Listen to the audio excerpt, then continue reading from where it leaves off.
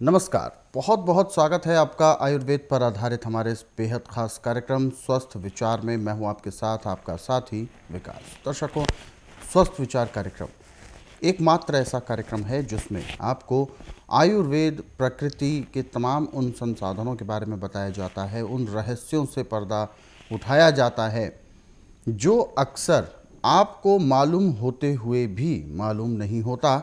यानी जो चीज़ें हमारे इर्द गिर्द, हमारे पास, हमारे सम्मुख नॉर्मली यानी उपलब्ध होती हैं सामान्य तौर पर, लेकिन हम उसका उपयोग नहीं कर पाते हैं।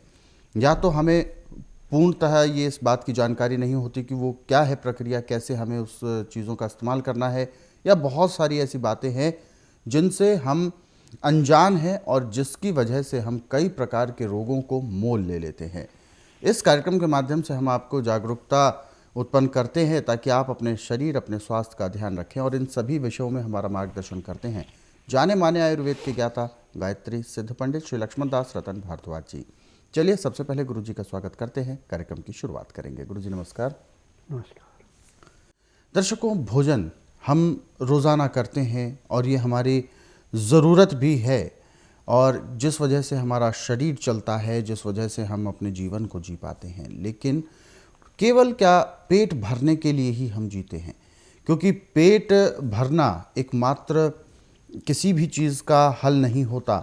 अपने शरीर को तंदुरुस्त रखना यह सबसे ज़रूरी है, और शरीर तंदुरुस्त जब रहता है तो हमारा पेट में जो हम अपने भोजन को ग्रहण करते हैं वो हमारे पोषक तत्वों को निकालकर हमारे शरीर में विभिन्न अंगों तक पहुंचाता है, और ये पूरी एक प्रक्रिया होती है।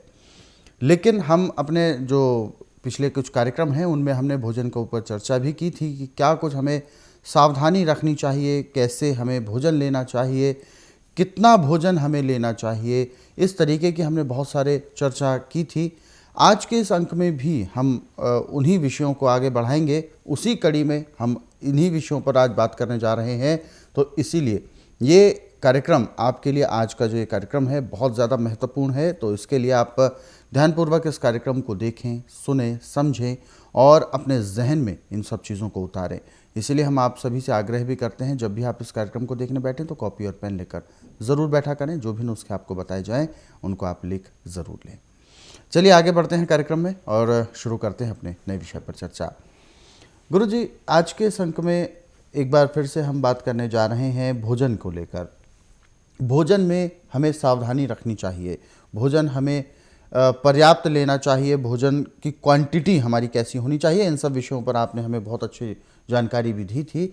लेकिन भोजन कितना लें और कब कब लें, ऐसा एक विचार आता है कि जैसे कि कभी कभी होता है रात्रि में भोजन बहुत अच्छा स्वाद बना हो, हम ज़्यादा खा लेते हैं और फिर रात भर हमें नींद नहीं आती है।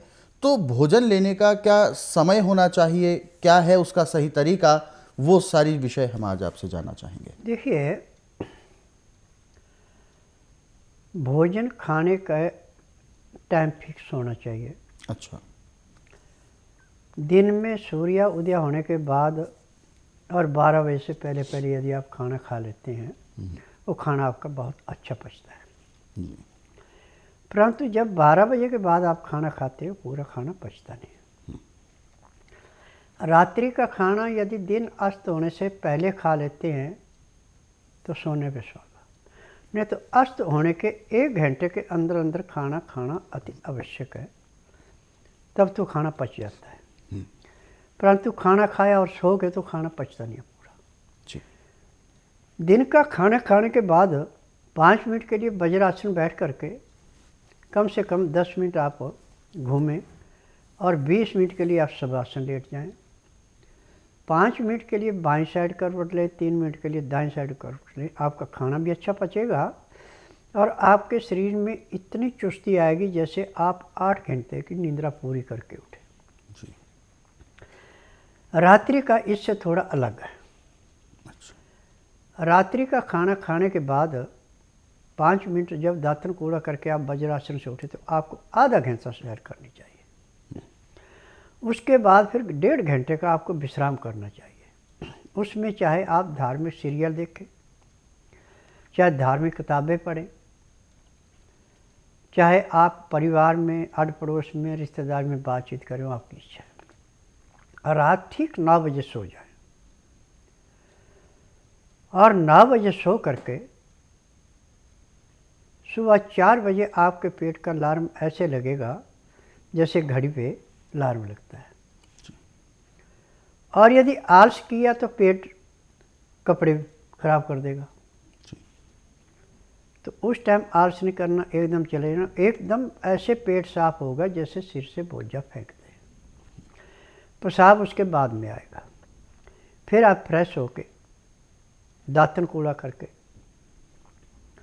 आधा घंटा कपाल भाती, 15 मिनट भस्त्रिका, 8-10 बार अग्निसार, 15-20 बार उज्जयी, 25-30 बार ब्रह्मणी। 1 घंटा लोन विलोन करना हर प्राणी के लिए अति आवश्यक है। और इस क्रिया को करते हैं तो आप समझो कि आपने 20 किलोमीटर सैर कर ली, इतना आपका ये अंदर सफाई होगी।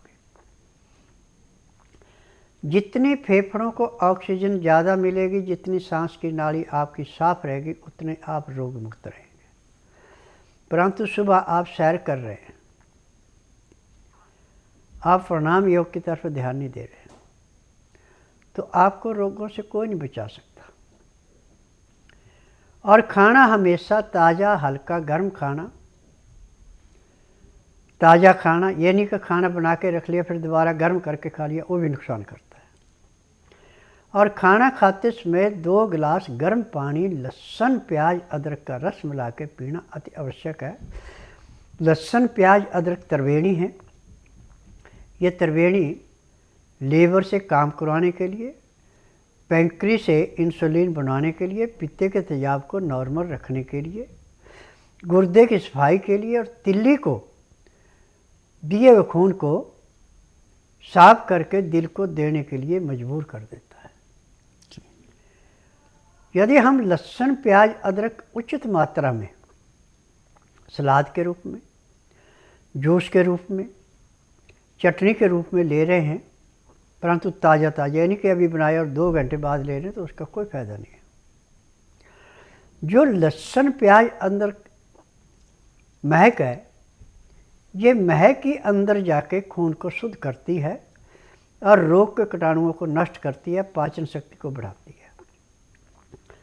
जब ये महक उड़ जाती है, ख़त्म हो जाती है, तो ये भी फिर ऐसा ही है जैसे कूड़े का ढेर लगाना। आज बार बार मैं एक ही बात कहता हूँ कि जब प्याज आप काटते हैं और आँखों में काटते दफ़ा उसका पानी जाके आँखों से पानी निकलता है, यही अंदर जाके खून के अंदर सफाई करता है। जब ये महक और जो पानी ये उड़ के आँखों में जाता है, यही खून में मिलके हर किस्म के रोग के कीटाणुओं को नष्ट करता है। प्रैक्टिकली यदि आपने करना है तो आप गंदा पानी एक शीशे के गिलास में लेने जिसमें कीड़े हों, आप लहसुन, प्याज, अदरक तीनों का रस निकाल के 4 बूंद 1 गिलास पानी में डाल दें और इसको ढक के रख दें आप 5 मिनट के लिए। 5 मिनट के बाद देखेंगे कि वो पानी आपके आरओ से भी ज़्यादा साफ हो गया।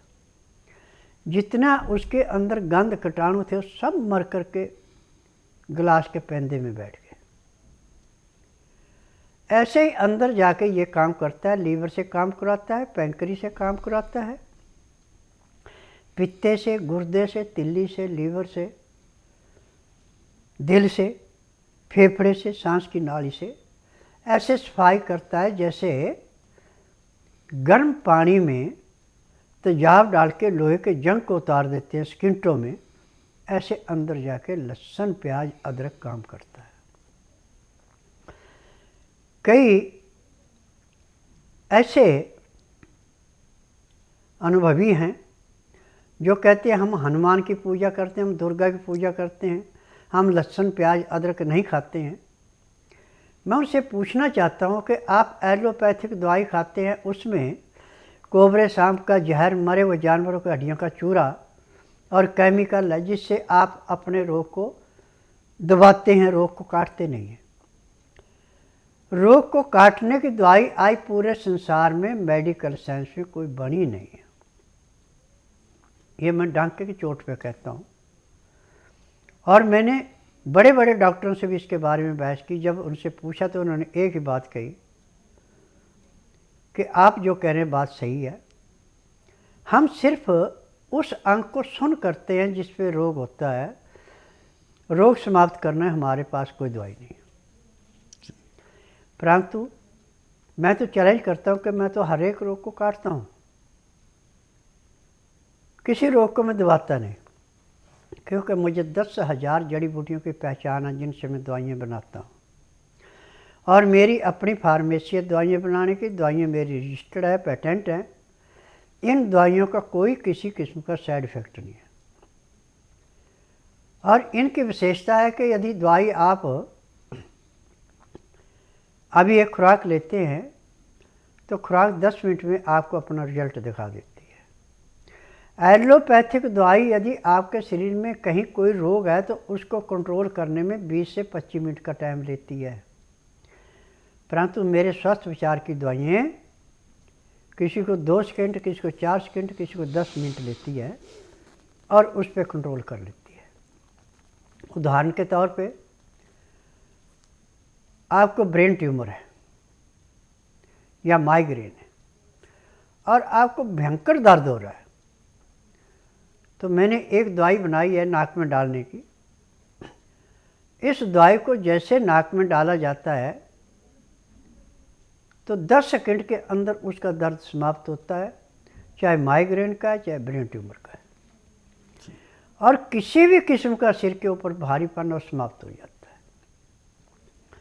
आज डंके की चोट पे कहता हूँ कि आंधे को दिखाना, बहरे को सुनाना, गूंगे से बुलाना, बांस से संतान उत्पत्ति कराना, मर्द को मर्द बनाना, अनहोनी को होनी करके दिखाना, ये मेरा काम है। और आज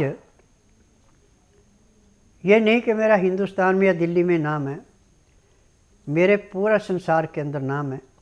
जहाँ हिंदी समझने वाले बैठे हैं, जब मेरा प्रोग्राम चलता है तो उसको बड़ी गौर से सुनते हैं और फिर टेलीफोन के माध्यम से अपना प्रश्न करते हैं। जब प्रश्न का उनको उत्तर दिया जाता है तो अपने आप आके यहाँ पे इलाज करा के पूर्ण रूप से स्वस्थ होकर अपना इंटरव्यू दे के जाते हैं कि जैसे हमने दुख भोगा ऐसे किसी दूसरे को ना भोगना पड़े। हमने जो गलती की थी उसका सुधार किया, आज हम पूर्ण रूप से स्वस्थ हैं। अलका अत्री मेरा नाम है। मैं बदरपुर से आई हूँ। मेरे को थायराइड था। पहले तो मैंने होली फैमिली में दवाई खाई, फिर मेडिकल से खाई, वहाँ भी कुछ आराम नहीं हुआ। PSI से खाई, शरीर मेरा फूलता ही गया। 56 किलो वजन था मेरा, उसके बाद मेरा 80 किलो वेट हो गया था। 80 से फिर 82। फिर मैंने टीवी में एक दिन ऐड देखी बाबा जी की। फिर हम यहाँ आए, यहाँ बाबा जी के पास अपनी नब्ज दिखाई। बाबा जी ने बोला कि आपको रसौली है, कि मैं 15 दिन की दवाई देता हूँ, अगर परहेज से खाओगे तो आप सही हो जाएगा, नहीं तो आपका वेट इससे भी डबल हो जाएगा। 15 दिन की दवाई खाई तो हमें कुछ आराम महसूस हुआ। आज हम चौथी बार आए हैं।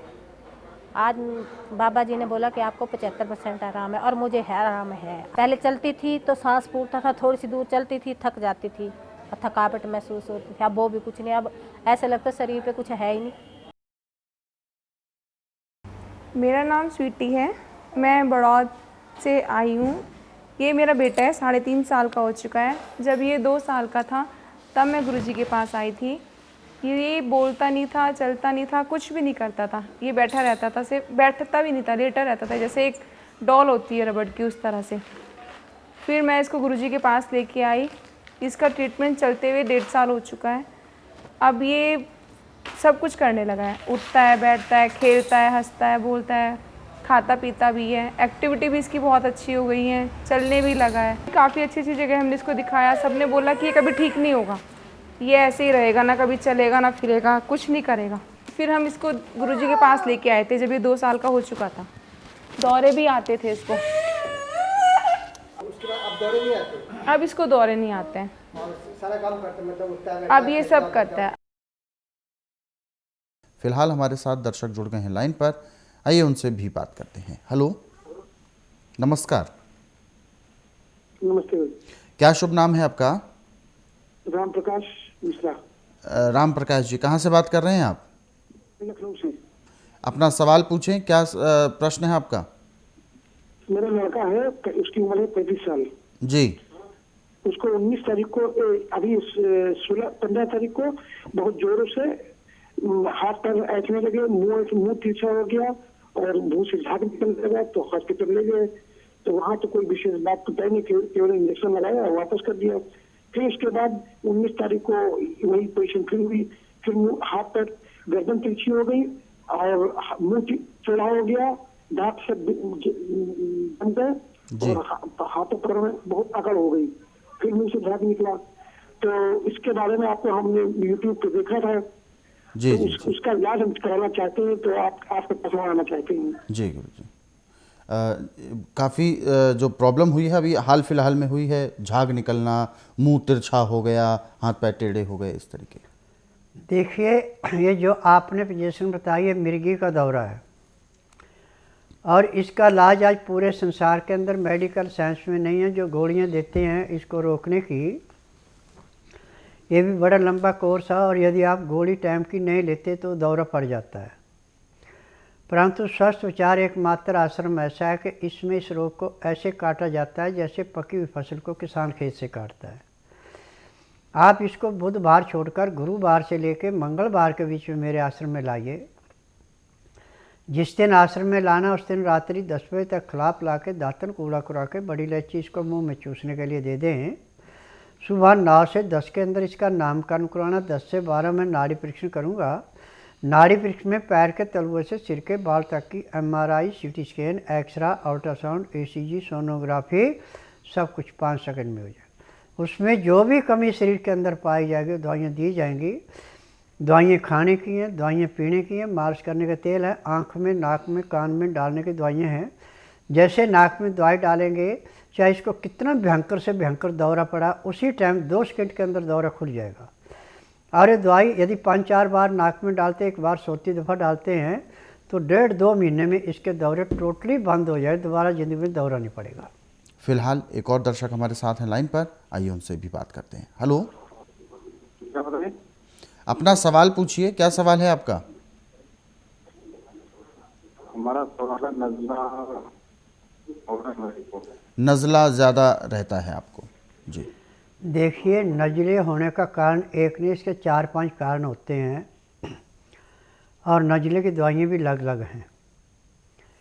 मैं नाड़ी वैद्य हूँ, मैं डॉक्टर तो हूँ नहीं, और मेरी दवाई मेरे आश्रम के अलावा बाहर मिलती भी नहीं है। यदि आप नज़ले से मुक्ति पाना चाहते हैं, रोग मुक्त होना चाहते हैं, तो आप बुधवार छोड़कर गुरुवार से लेकर मंगलवार के बीच में मेरे आश्रम में आइए। जिस दिन आश्रम में आना उस दिन रात्रि 10 बजे तक खा पी के दातन कूड़ा करके बड़ी इलायची मुंह में रख के चूसते रहें। सुबह 9 से 10 के अंदर अपना नामकरण कराना। 10 से 12 में नाड़ी परीक्षण करूँगा। नाड़ी परीक्षण में पैर के तलुए से सिर के बाल तक की MRI, CT scan, x-ray, ultrasound, ECG, sonography सब कुछ 5 सेकंड में हो जाए। फिर उसके बाद दवाइयाँ खाने की हैं, दवाइयाँ पीने की हैं, मालिश करने के तेल हैं, आँख में, नाक में, कान में डालने की दवाइयाँ हैं। जब आप ये दवाइयाँ लेंगे, परहेज करेंगे और शाम को 3:30 बजे एक्को प्रेशर करवाएंगे, तो उसी दिन आपके नज़ले में कम से कम 15 से 20% की कमी आ जाएगी। 15 दिन में आपको 50 से 60% की कमी आएगी। 1 महीने में नज़ले का नामो निशान नहीं रहेगा। फिर जो आपको नियम समझाए जाएंगे, परहेज समझाएंगे, उस करते हैं तो दोबारा ज़िंदगी में नज़ला होगा भी नहीं। बिल्कुल। आगे बढ़ते हैं कार्यक्रम में। एक और सवाल हम ले लेते हैं, और एक सवाल अमित यादव जी ने भेजा है। 33 वर्ष की उम्र है, उत्तर प्रदेश से बात कर रहे हैं। ऑपरेशन हो चुका है, कमर के नीचे, पैरों के नीचे बहुत ज़्यादा दर्द रहता है। ऑपरेशन हालांकि इनका पथरी का हुआ था, लेकिन तभी से इनके उसी पोर्शन में कमर से लेकर नीचे तक काफ़ी पेन बना रहता है। डॉक्टर्स कहते हैं कि ये आपके गलत उठने बैठने की वजह से हो रहा है, लेकिन इन्हें ऐसा लगता है कि शायद कुछ रोग है। देखिए, मेडिकल साइंस ने सिर्फ थ्योरी पढ़ी है, इनका प्रैक्टिकल नहीं है। मेरा प्रैक्टिकल है, मैंने थ्योरी नहीं पढ़ी है। यदि आप अपने रोग से मुक्ति पाना चाहते हैं तो आप बुधवार छोड़कर गुरुवार से लेकर मंगलवार के बीच में मेरे आश्रम में आइए।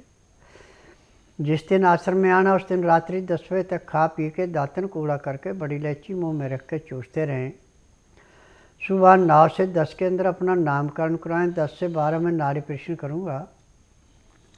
नाड़ी परीक्षण में पैर के तलुए से सिर के बाल तक की MRI, CT scan, x-ray, ultrasound, ECG, sonography सब कुछ 5 सेकंड में हो जाए।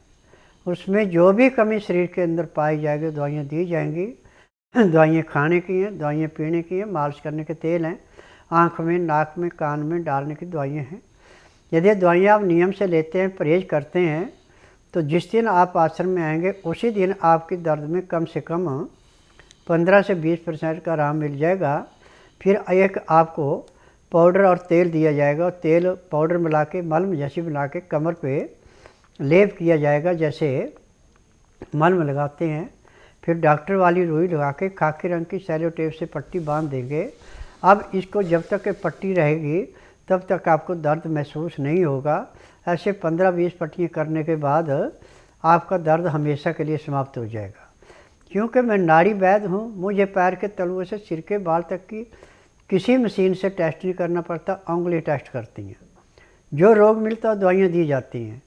आपकी 15 दिन की दवाई आपकी खाने की, पीने की, मालिश करने के तेल जो हैं, इनका वजन 15 से 20 किलो के बीच में हो सकता है। बीमारी देखने के बाद लगेगा।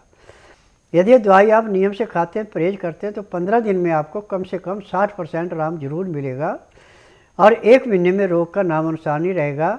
अब उन डॉक्टर से पूछना कि अब बैठने उठने में मुझे कोई परेशानी नहीं है, वो रोग कहाँ गया। मशीनों से टेस्ट करेंगे तो वो भी अचंभे में पड़ जाएंगे कि जो नसें पहले दबी हुई थी वो नसें आज बिल्कुल खुली हैं, इनमें किसी किस्म की रुकावट नहीं है। बिल्कुल। आज के जो ये कार्यक्रम है इनमें आपको तमाम ऐसी चीज़ें बताई गई हैं। भोजन आपको कब करना है, भोजन का समय क्या होना चाहिए और कितना हमें भोजन करना चाहिए, वो सारी चीज़ें आपको जानने को मिली हैं। इन सब चीज़ों को आप आज से ही अपने दिनचर्या में ज़रूर शामिल करें।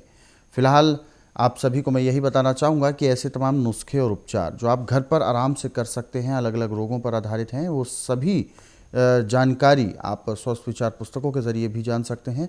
इन पुस्तकों को आप अपने घर पर कोरियर या डाक के माध्यम से मंगवा सकते हैं। और हमारे इन कार्यक्रमों को सरल सुविधाजनक समय पर देखना चाहते हैं तो यूट्यूब के ज़रिए देख सकते हैं।